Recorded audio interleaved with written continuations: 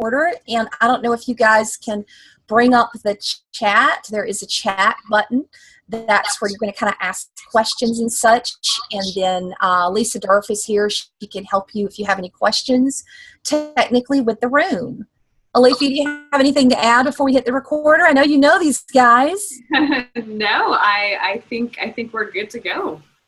Okay. I'll be muting people. If you need to raise your hand, please do so, or alert me in the chat that you would like to talk. Cool. Okay. Lisa, start your recorder. I'll start mine. We'll have our 2 recordings, and here we go. We're ready.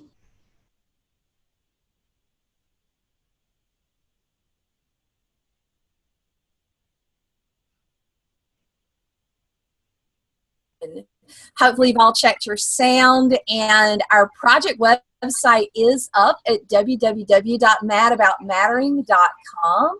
And my name is Vicki Davis, and I am one of the lead learners in the project and will be the lead teacher working with all of the other teachers on this project. So we're really excited about you being here with us.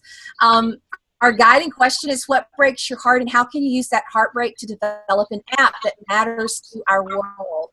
And the purpose of our session today is to cover the project basics, to ensure a good fit for those who are interested in joining this project, to answer your questions, and for those of you who are listening later, you can email me at Vicki@coolcatteacher.com, or you can just go on the project website, madaboutmattering.com, send an email, and it will get to us.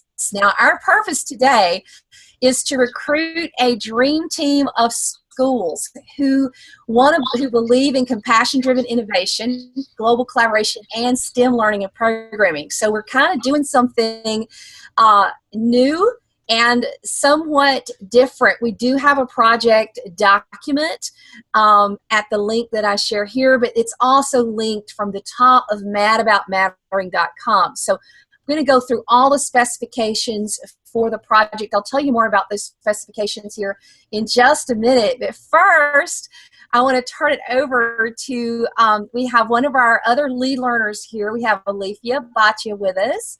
And Alethea, do you want to give a shout out here for a second? I would love to. Hello, everybody. Welcome. We're so glad that you're able to join us today or watch this at some later point. Very, very excited about this phenomenal initiative that Vicki has thought up and that Angela and us are helping with and partnering with Vicki on. So we're very excited to be here today, and hopefully you will be one of the special teachers that can work with us on this phenomenal phase 1 of the program so that we can make it even better for the next phase. Yeah, so we're going to give you an overview. This is really a dream. Now, Angela Myers is not with us tonight. She and Alethea have been talking for at least, I think you said, Alethea, 3 years about what would it look like to have kids create apps that matter to them, but also to do it collaboratively between schools. Now, my name is Vicki Davis. I am a teacher at Westwood Schools in Camilla, Georgia. I teach grades 8, 9, and 10. And I have about 68 9th and 10th graders that I'm putting through this project. So I've designed it for our school. If you're familiar with the Flat Classroom projects, that won the ISTE Online Learning Award in 2006. It was in Thomas Friedman's book, The World is Flat. And I and Lisa Durf with me on most of those projects have created more than 20 different projects, more than 3,000 kids, more than 500 educators participate in all these different projects. And we've pretty much proven that you can write together, you can create video together, you can build in Minecraft together, you can work in virtual worlds together. But the one piece that's missing is, can we create apps together? And we know we can because we know the adults are doing it. But what we need in STEM, students are the greatest textbook ever written for each other. Something transformational happens when kids connect that you can't get any other way. And we're ready to bring that to engineering and into STEM. So that's kind of the dream. But as Lisa and I were going through this today, just remember that as we talk about this, the emphasis is on transformational learning for kids. This is about the kids, and this is about improving our world and unleashing the beauty and joy of students on the world using technology. It's really a unique approach, and we're very excited about it. So let's dive in, and while we're going, please throw in any questions you have in the chat. You can also go to our website, madaboutmattering.com. Now, there's 2 resources for those of you who do decide to join. One is Liberating Genius. This is a free ebook that you can get from Angela Myers. She's got a best-selling author. She's written passion-driven learning, lots of different books that she's written. But this is a great book to kind of help you understand a little bit about Choose to Matter and how mapping your heart rate works. Now, the other book is one that I wrote just a little while ago, but it's still very relevant. It's called Flattening Classrooms, Engaging Minds. And in this book, I share this thing called the Flat Classroom Framework. And that is basically, how do you design a global collaborative project? So that will help teachers. It's not required. It will help teachers if they want to kind of get ahead of the game. Otherwise, you'll be trained every week in our weekly teacher meetings. And, you know, Lisa and I have been doing this for a while, so this is kind of a something, you know, a horse we ride a lot.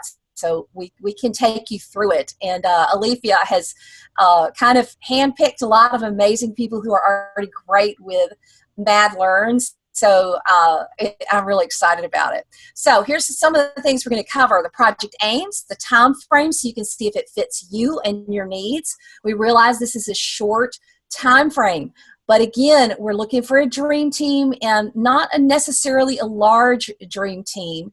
We're going to give you the project outcomes, the team structure, the prerequisites, and how it's structured. So our guiding question to the kids is, what breaks your heart, and how can you use that heartbreak to develop an app that matters to our world? So if you look at the aims, we are using compassion-driven innovation as well as collaborative teamwork to develop apps that matter to the world, with the goal of having at least one of those apps go live on the App Store. Hopefully more. We'll have to see how that works out. We want collaborative social entrepreneurial teams, and we are using leading computer science technology to create apps that tackle important problems to the students. Now, this is a very different part because this is something the students are creating. Believe it or not, it can be challenging, and if you've done work in Genius Hour or some of these other types of things, we'll bring in techniques that you can use with your students. So in some ways, you can kind of look at this as some PD that you'll get as part of this project as well. If you've already done a lot of work with Genius Hour, I would love it if you would type it in the chat if you've already done some work with Genius Hour. I see that we have quite a few people already in the room with us, so share that. And if you are applying for the project, share that as well. That'll kind of help us know if we have some people who have a background in Genius Hour or Google 20% time. This is an interesting one, to develop a network of supporters and investors. Alethea, do you want to talk briefly about number 3 for us? Absolutely. So as many of you know, the goal with Mad Learn specifically is to really enable students to build real products and hopefully to launch them.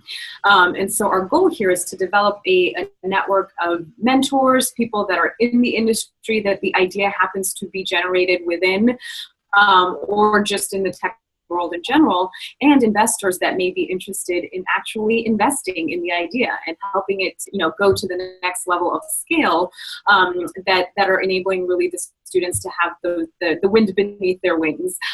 So our goal is really to bring those kinds of people together to, again, take the work that our phenomenal, bright students are doing and hopefully help that spread to audiences greater than just our classrooms. Well, there we go. So I love that, Alethea, the wind beneath our wings, because that's really what all of us are trying to do here. This is an alpha project, so this is the first time we've run this, and the method that Lisa Durf and I've used in the past with projects is we start small with a small group of excellent world-class educators in schools who get what world-class education is like.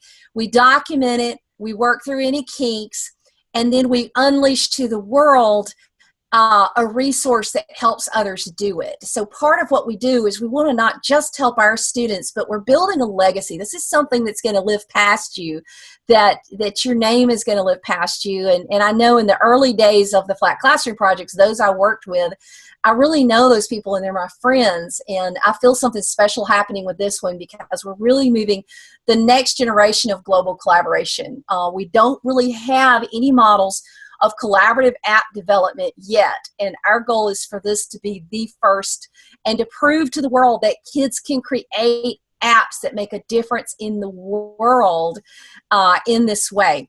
Now, if you're familiar with quad blogging, I'm going to talk more about that in a moment, but kind of working on a duplicable model of quad engineering, and I'll talk about that in a minute.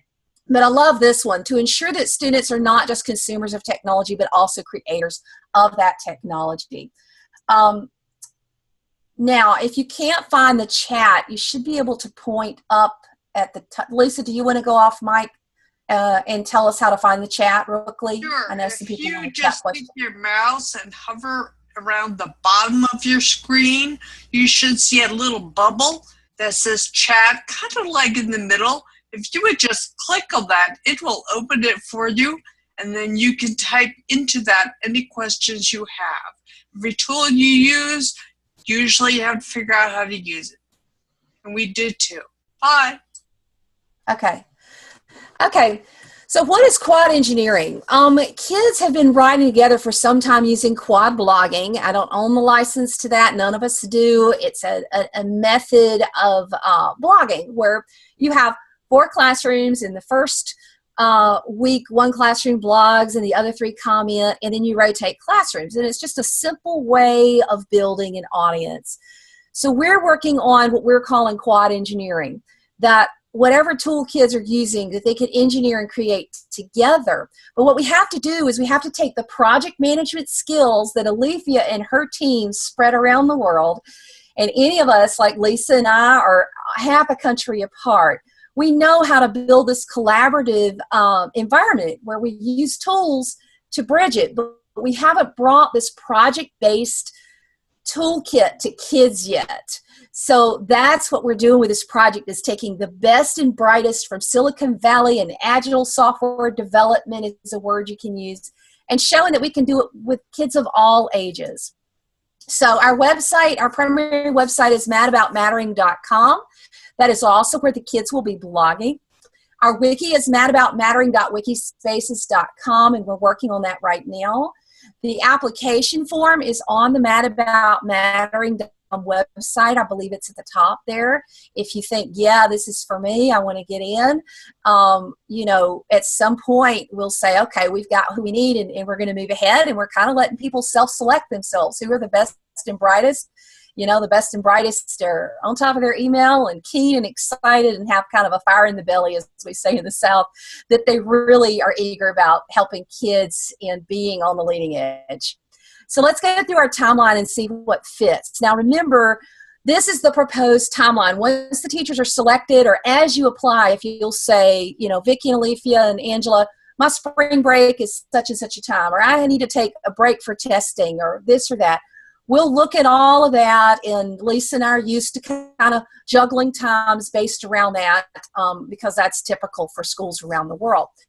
So right now we're in pre-project. This is our information meeting, application and selection. You can go ahead and apply as soon as you're ready. And then teacher onboarding. That's Lisa Durf. She was my administrative assistant when she's waving. When I was working with Black Classroom, and now she is my right-hand woman and does amazing stuff. So she's going to be helping all the teachers get up on the tools. Once you're signed up and say yes, and you're committed, and we've, you know, said you're a good fit and all that, she'll immediately get you on the wiki and we'll onboard you. So we'll get you joined to everything and get you going. And that'll happen pretty quickly once we're ready to go. Handshake is a term that we pretty much invented in the global collaborative projects that we've worked with. And we found that it takes time to get kids joined and teachers joined to everything. So you can't just start at 60 miles an hour. You have to hit the accelerator and take your car engine up gradually. So we like to have at least a week for handshake. The keynote will go up from Angela Myers onto YouTube. We may choose to do it live depending on where our classrooms are. We'll have our first teacher kickoff meeting and our first student reflective blog post sometime that week. That'll kind of be our signal that we've got things going. And they'll reflect on Angela's keynote. It kind of helps to get everybody on the same page, help them relax, help them start responding to each other's work. And then we go to the internal pitch phase. Now, your kids are not going to start off right out of the gate doing a lot of collaboration. They're going to be coming up with ideas at their local schools. They're going to be mapping their heartbreak. They'll be posting those ideas with your guidance to the wiki. And then we're in the process of working on a voting process to select the ideas that move forward. Now, we'll tell you more about this process.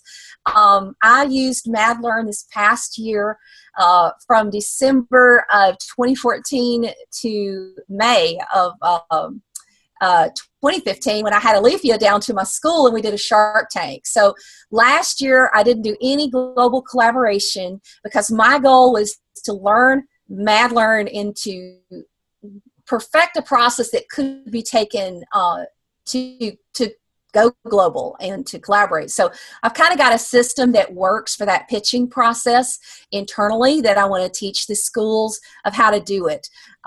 There is a pretty simple way of getting those selections and moving forward. So that's your internal phase. That's pretty much the month of February. Then in phase 2 is kind of the month of March. And again, we're going to have to work around spring breaks and testing because a lot of that starts happening in March and April. But that's when we've projected to do the global collaborative app development. The goal is to have at least 2 kids from each school on each team. So there's a way to have a team, what we call make, where you have a certain number of signups. So we'll also start using the project management tool and train the kids on how to use that. We're talking about Trello or Asana. We'll figure out which one that is. Team mentorship begins. So the teams will get mentored. But then also the kids that end up as leaders of these teams will get some special leadership training using videos that we'll record and we'll share with the world. So one thing we're doing throughout this process is we're creating screencasts and recordings, and we're hoping that some of the teachers who join will also be good with screencasting and recording. If that is something you can do, if you want to share that that's a skill set, that would be helpful. But we want to release this and have all this documentation on the wiki so that other people can just pick up and say, okay, here's leadership training on how do you manage software development when you have kids in 4 different places. How does that work? And they can use these videos wherever they are and whoever they are to do that. So that will be phase 2. And then we enter the final phase of the project. There'll be kind of a transition period where some teams may choose to reorganize. We as the teachers may see that some teams don't have strong leadership, or the kids may say, oh, I'd really rather work with that team. You'll see by that stage, and Lisa and I have seen this a lot, that some teams, some leaders will really set themselves apart as these kids are really moving forward, and some will be struggling and they'll be looking for an out. So we want to set the kids up to win, not that we have to, but we want to have good, strong leadership and good, strong teams. So we have a week built in for some reorganization. And in the final app development, we may end up with 3 to 4 kids from each school per app at that point, because we have to build the apps out completely. And we'll be able to test those on the MadLearn store. They'll be writing together. Some of the kids will be making app trailers. If you don't have any video experience, don't worry. My students are trained in video, and I'm prepared to have my kids shoot all the trailers, unless there's some kids in other classrooms who do know how to do video, and then that'll be collaborative piece too. That's just completely optional. We'll have more mentorship, we'll have more feedback, so that by the first week of May, we will have live online competition. We're not really calling it Shark Tank, but that's kind of like what it is, where the kids will be presenting their apps to the world. We've got some really exciting judges. I'm not going to say who yet because I have to tell Alethea who some of them are. She knows some. But I think some very exciting judges will be announced for the kids to have exposure to. And that'll be very exciting. They'll get their feedback. We'll have global voting as well as judges. Some of our judges, we have to have global voting. So that's got to be a component of that. We'll talk more about that later for those who join. And so everything will be ready. And the second week of May, after we go through that process, students will be able to present online. And that's an important part of my own curriculum, is that students present. You are not required. That's an optional, and I'll show you what that looks like here in a minute. And students can do their post-project reflection, and then we'll have post-project surveys so that we can learn and say, okay, how can we scale this up? So if we're doing this with, say, 4 schools this time, or maybe we have 8, or maybe we have 12, we're going to see how many quads we have of really keen, excited teachers for this. But then what would it look like if this happened with 400 kids or 800 kids or 8,000 kids? How can this scale up, and how can we do some really powerful things? So I think this is going to be a really special process for us. So again, the caveat, the timeline may change. And we say 3 classrooms here. 3 is kind of our minimum. I'll do it with 1 other classroom if we have a jam-up teacher in a school who gets 21st century. But I think that we'll probably have quite a few more, because I know Alethea's getting lots of email. So we'll work with it and see what happens there. So a couple points that I just want to make. One of our secrets to success is the weekly teacher meetings. These are recorded and sent to all teachers. We're all very busy people. We all have classes, totally get that and know how to work with it. But you do have to watch the meeting if you cannot attend. If this is something you cannot do, then you need to just say, you know what, this is not for me. Because when you're doing a project like this, back when we had done flat classrooms 7 or 8 times, I could send a teacher a kit, they could come to 1 or 2 meetings, and they could just crank through that project. We are on the bleeding edge. And I always tell my students, we live on the bleeding edge in my class. Sometimes we lead, sometimes we bleed, but we always learn. And that's where we are doing something special and something different. We will have these meetings weekly for the first 5 to 6 weeks, but one thing you learn about me is I don't meet if we don't have a reason. And we start on time. We like to end early. That's just, and Lisa's nodding her head. She's been working with me a very long time, and we just don't have time to waste. We're too busy. The other thing is you need to make sure you read your email. Make sure you can get messages from me and the other project organizers. Sometimes you have to go and have a discussion with the Barracuda firewall and say, okay, you need to let these emails through. Communication is key, and we'll have Skype IDs and all that sort of thing that'll go along with it. Now, our communication methods, we have the wiki. We'll be blogging on WordPress using madaboutmattering.com, and for right now, make sure you put a www in front of that, madaboutmattering. We will have a hashtag on Twitter, which hopefully we'll announce by the end of this week. We will have a project management tool. The teachers will probably also have a Skype group, or we'll use Slack. We'll use some tool that we can message each other instantly, that we have to make sure what all the teachers have access to. So, and then a Zoom room like this that you'll be able to come in and meet and present and share and do really cool stuff. This room records, and we'll be able to put it to video and put it up on the YouTube channel, that sort of thing. So, what generation? Now, we are seeking qualified, interested, highly motivated schools led by incredible teachers who understand the 21st century and what we're trying to be here. If you've read my blog, the Cool Cat Teacher blog, if you've read any of my books, Reinventing Writing or Flattening Classrooms, Engaging Minds, you'll know that I am committed to have my students have the best technology education in the world that can be had. So that's what you're going to be part of. I have very high expectations for them. So if you have high expectations for your students, and they do not have to be perfect, you can have kids with learning differences. I'm passionate about accommodating for every child. We have had kids with significant autism on projects. We will accommodate and we will adjust for kids with special needs because they are a very important part of the education system in our schools. We will definitely have one projects running kids age 13 through 18. If there are enough highly qualified, highly motivated elementary schools to run an elementary school quad, We will have to tweak the tools because we've got other legal requirements with COPPA and other things. For those kids, we're very familiar with those, but we will kind of need a lead teacher that says, hey, I kind of want to be the lead teacher for elementary and that sort of thing. And don't worry, they'll be included in everything, and we know how to coach you with that. We're just trying to look and see, engage interest with that. So the lead teacher right now for age 13 through 18 quad is me. Age 12 and under quad, we're looking and seeking one. It just helps to have a teacher. I will be involved in those meetings every week, but it just helps to have a teacher who's in the project who can bring stuff to the forefront. So you would just be working closely with me and learn lots. We'll also have mentors, leadership and project management mentors. You will have project managers or PMs and assistant project managers, APMs, and they will learn lots.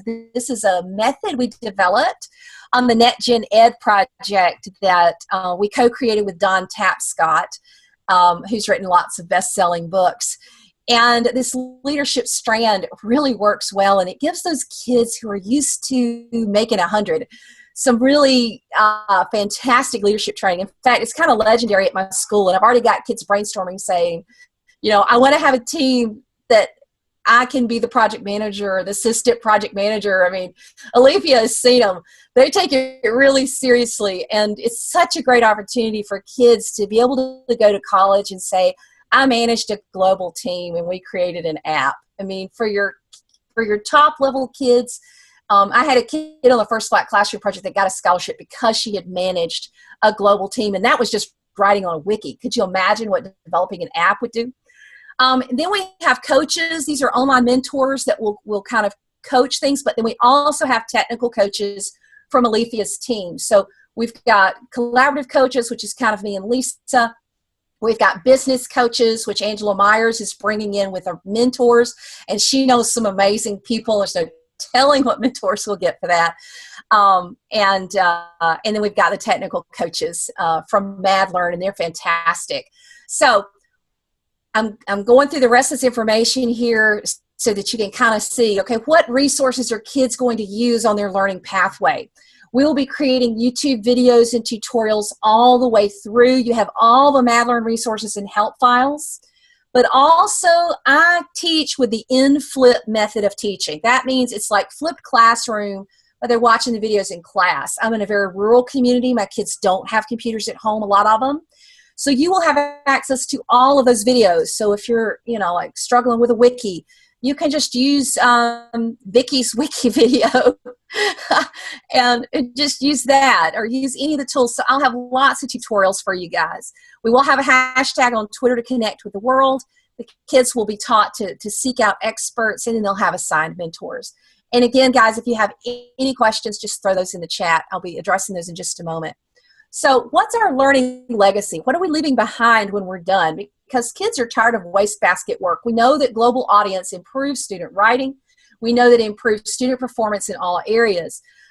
Each student will have 3 reflective blog posts. There is an optional project post in May that will become a permanent part of the project. We can turn on pre-moderation if we need to. Hopefully, I don't pre-moderate my students because I've already taught them how to blog. Younger students, we're going to have to do things a little differently with them if we build a quad there. Each student will work with their apps. They'll also create ancillary materials, trailers, and they may have flyers and all other kinds of things they have with it.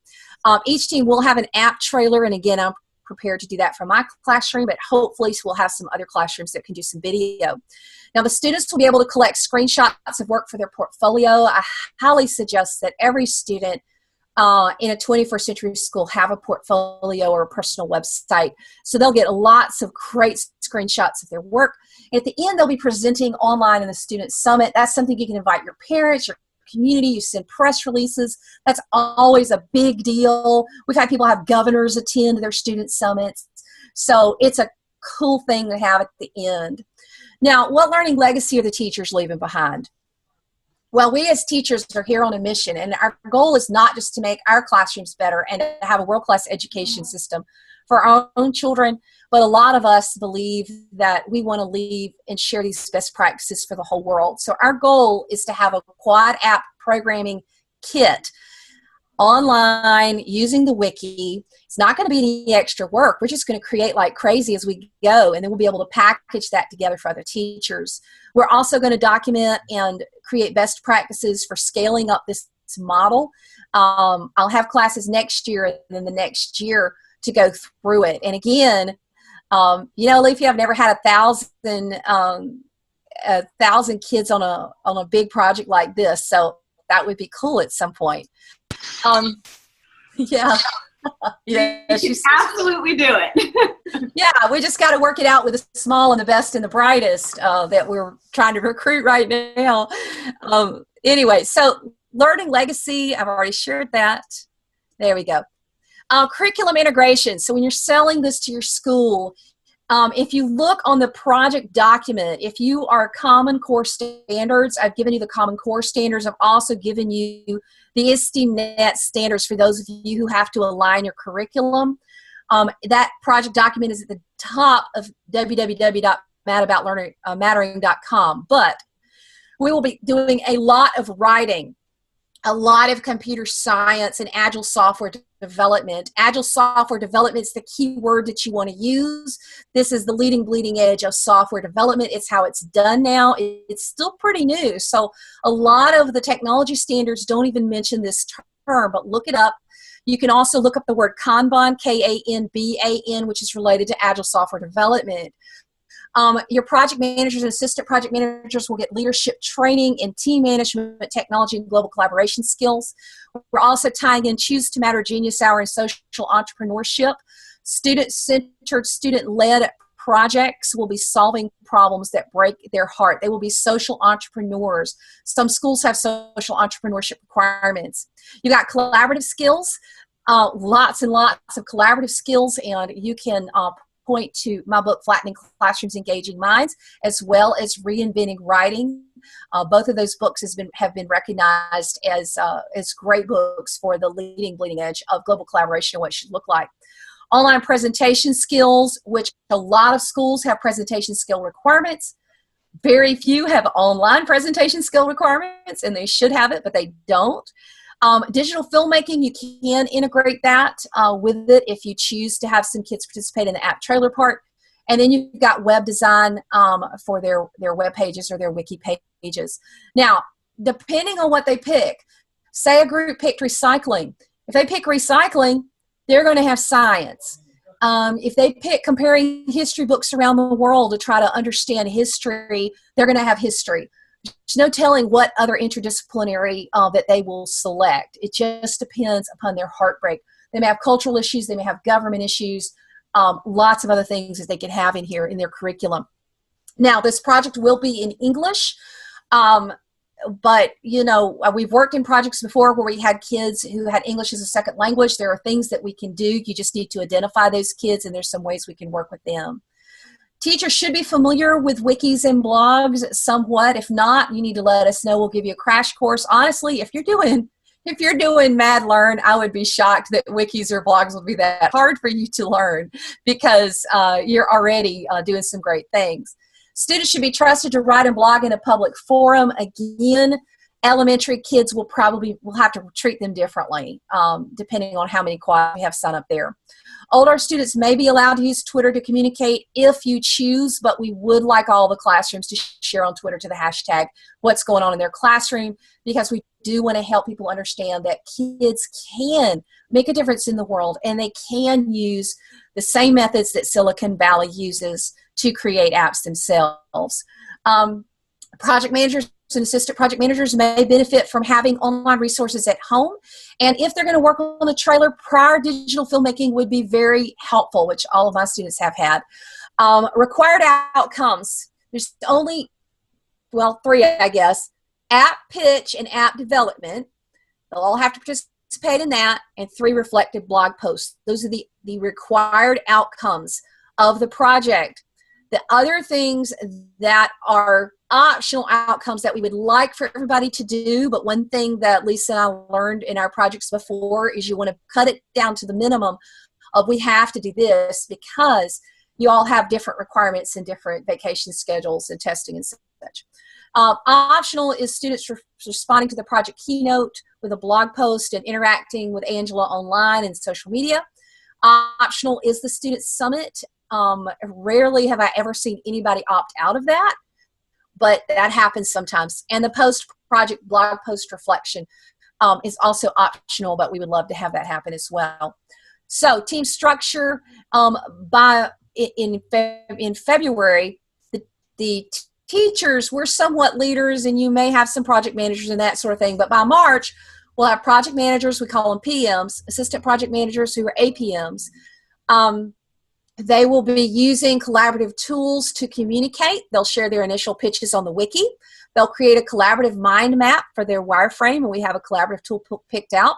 They'll have a project management tool, which we'll use to teach them Agile software development, or Kanban. And they'll be using MadLearn by Chris Arentz as their app development tools. So that is going to be the big part of what they're doing, obviously, because this is Mad About Mattering, and we're developing apps. So that's going to be their big part. And they'll also have their mentors that they'll communicate with in a guided way. So our plan, hopefully, is to have a 1-hour session with their mentor at one point, and then to exchange information and to get some feedback. So it won't be like that mentor is a day-to-day, all the time. That if we have some of the people that I think Angela is working on, it would be an incredible experience for these teams.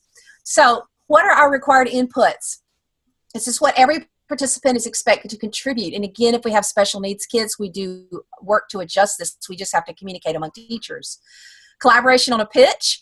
They need to collaborate on an initial pitch and add their portion of work to the wiki. They will need to share their interest on which team they want to join. We don't assign teams. Students say, hey, I'd like to be on this team. But they're also pitching the project manager. If that project manager looks and sees that this kid hadn't contributed at all, they may not really want that person on their team. So there's kind of a little bit of give and take. There are times we have to say, okay, you're going to have this person on your team, but it's a little bit of reality for kids to realize that if they don't communicate online, they're invisible and they don't exist to their partners. They are expected to communicate their work on Trello each day once they get going in March, so that their project managers know what they're doing. That's a big part of it. And we'll teach you the habits. There are habits that kids will have to have at the beginning and the end of class. We'll teach you those, depending on how many times you have class. Sometimes people will have one big block once or twice a week. I have my kids every day for 50 minutes. It just depends upon your setup and how that works. Optional inputs are the leadership training and all the technical resources we'll have for you. You may not need them. You may need them. You may even want to help create them, and we hope you will. For assessment, rubrics for evaluation will be developed by Mad About Mattering app competition leadership team. So that will be for the final competition in May. But teachers, we will co-develop rubrics for blogs and other materials, but we're not starting from scratch. I have tons of rubrics that I've used before with Black Classroom and Reinventing Writing, and we have all these rubrics. But we have to be sensitive to individual school needs and individual teacher preferences, because we're inventing something new here. So we need to level up. We don't need to just take some old canned rubric we've used before. We need to take input from all the teachers and level it up. So the big thing now that we've gotten through the material is to realize that we are in alpha mode. And those of you who are working with MadLearn, you've probably taught your students the difference between alpha testing and beta testing and how that works.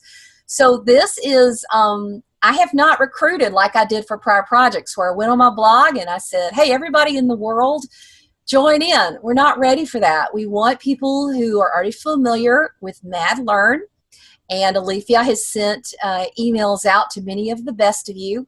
And we are ready to bring what we've learned from 20 different collaborative projects, what Alethea has learned, what Angela has learned, and we can't underestimate the importance of what Angela Myers and Choose to Matter bring into this project. Angela is so well connected with all of these business leaders in Silicon Valley, just like Alethea is. That's going to be a whole other element. And I'm glad we don't have all the names for you yet, because there might be some people who participate just because of the names. And we don't want that. We want people who really want to focus on the kids and then we'll just wait and see what happens, and hopefully some exciting things will happen on that front. Now, at this point, I want to turn to Alethea before we go to our questions, so that, Alethea, you can share anything that I have left out, and I can breathe. Thank you, Vicki. That was wonderful, and I hope the folks that are here with us live today have some great questions for Vicki, or have learned a lot through this info session, and also those of you that will watch later. I know that this is a phenomenal initiative, and we're so excited to be a part of it. So please do let us know what questions you have, how we can assist in helping you figure out if this is the right fit for you.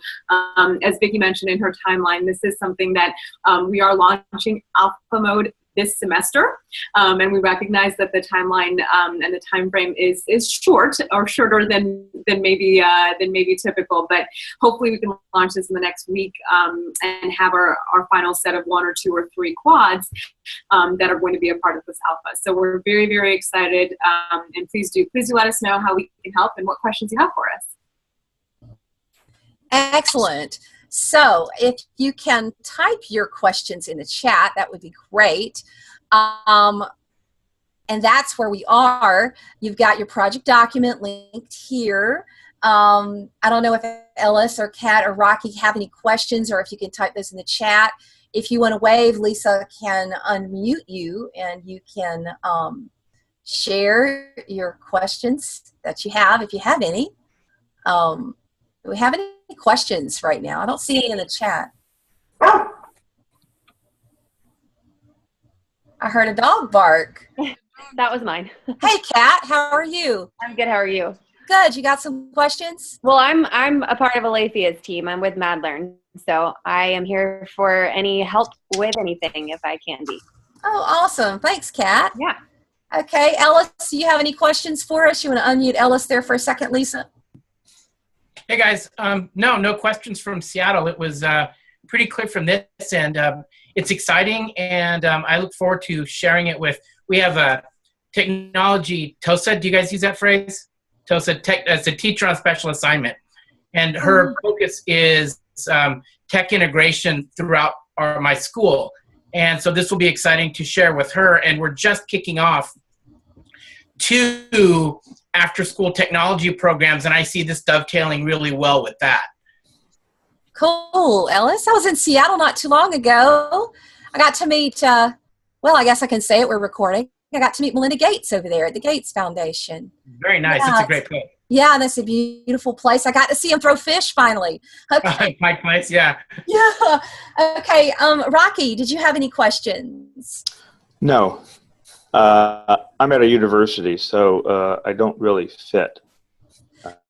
Okay. Well, let me tell you how. So you've got college students working with app development. Is that correct? 1 cycle, and to be honest, it didn't work very well. But it was the first cycle, and actually, I'm not. Part of the problem is I'm not teaching that course at the moment. I won't be teaching it. So. Okay. But I do have a university in Ukraine that might be interested, but again, it's a university level.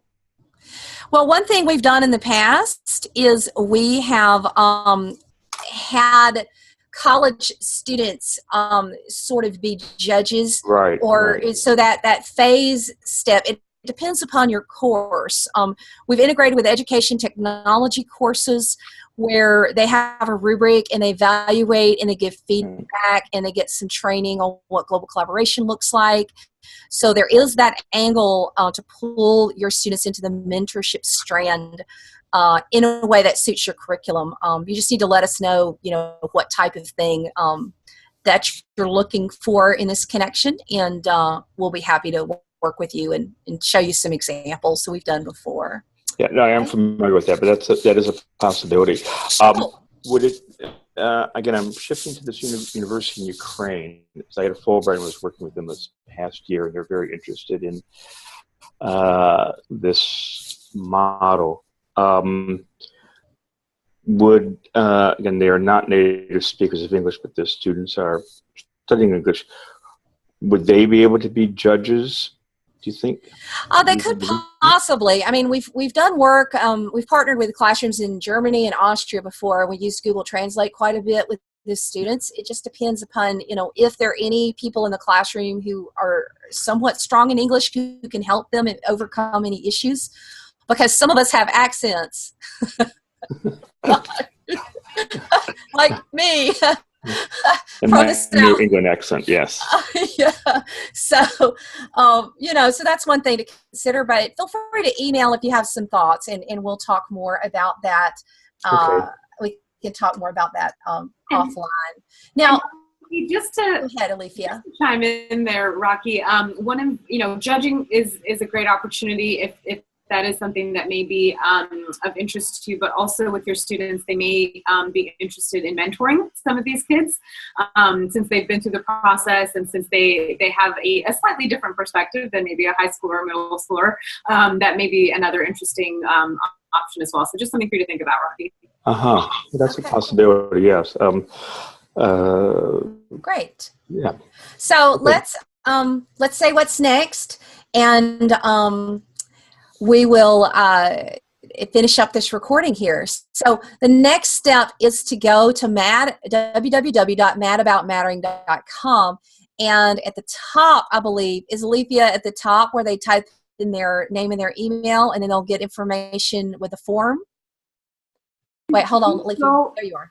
If you scroll down towards the middle of the page, there's a sign up button, and that actually pops up a little bit of a detailed registration form, and those are questions that we are asking our teachers who are interested in participating to fill out. It'll help us as the Mad About Mattering team to identify teachers that are interested and learn a little bit more about your background, and for Vicki and Angela to be able to see that as well. So if you do scroll down to the middle of the page, there's a red button there that says sign up now, and that is your registration form.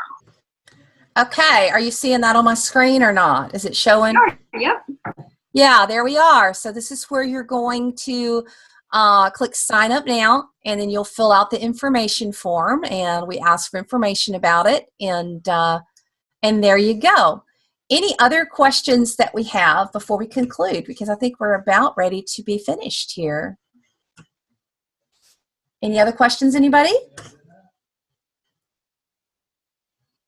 Yes, Rocky, the webinar will be available to share. So when we finish, we'll be turning this into a video pretty quickly, and we'll be preparing it to embed online, and you'll get a link to that as well. If you're interested, make sure that you sign up at the top where it says learn more and you join. This is the mailing list to stay informed on the project.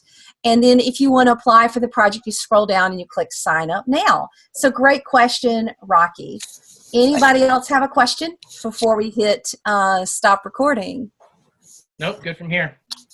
Great. Okay. Well, thank you all for your time, and you've been great tonight, and it's been a wonderful session, and look forward to getting to know some of you guys. I think we have some real potential here. So, Great. Thank you. Good night. Yeah, thanks for the webinar. Good night, everybody.